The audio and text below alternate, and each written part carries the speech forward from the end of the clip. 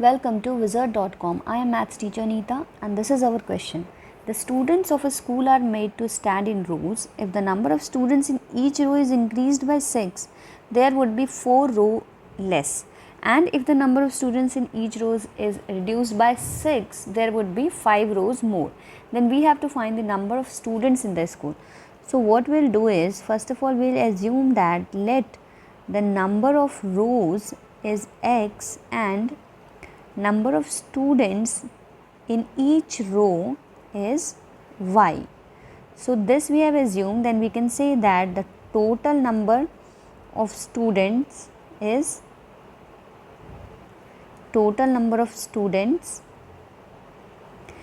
number of rows multiplied by the number of students in each row, that is xy. Let this be first equation. So we have to find xy here, the product x and y. Now according to question, what we can write is, in the first case it is given that if number of students in each row will increase by 6, means y plus 6, because initially the number of students in each row was y. Then what happens, the number of rows become 4 less than the initial rows, that is x minus 4.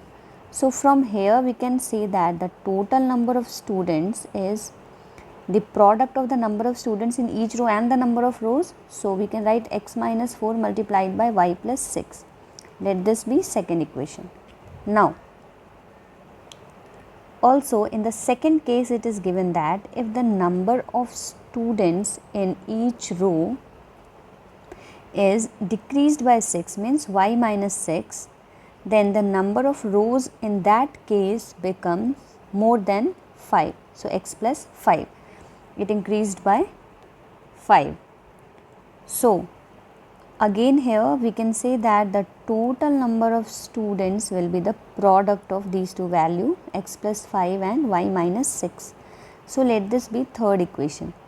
Now what we can say that this equation 1 means the total number of students is equal to equation 2, because equation 2 also represents number of students.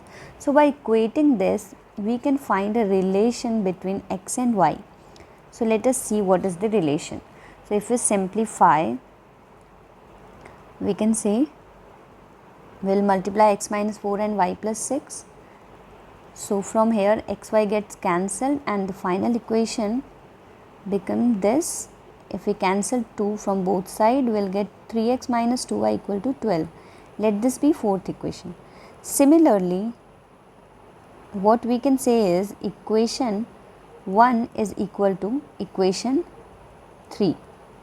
Here we have equated equation 1 and 2. So here we can see equation 1 and 3 also represent the total number of students. So we can equate that. So by equating that, we will get another relation between x and y.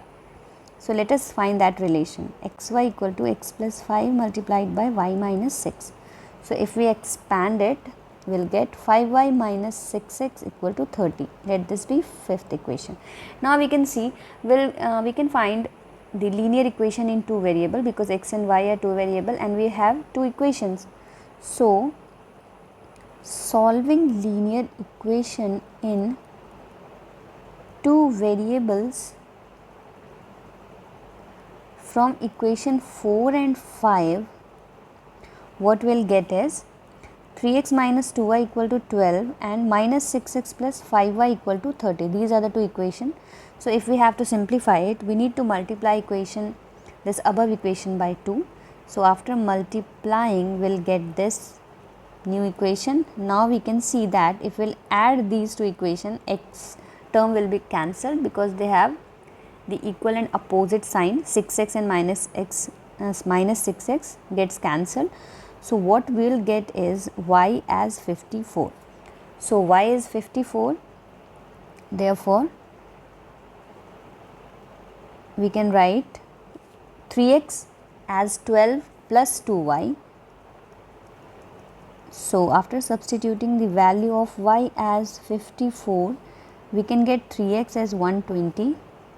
So x is 40. Now x is 40 and y is 54. So the total number of student will be the product of these two values. So total number of student total number of students is equal to x multiplied by y, that is 40 multiplied by 54, which will give 2160. So, this is the answer.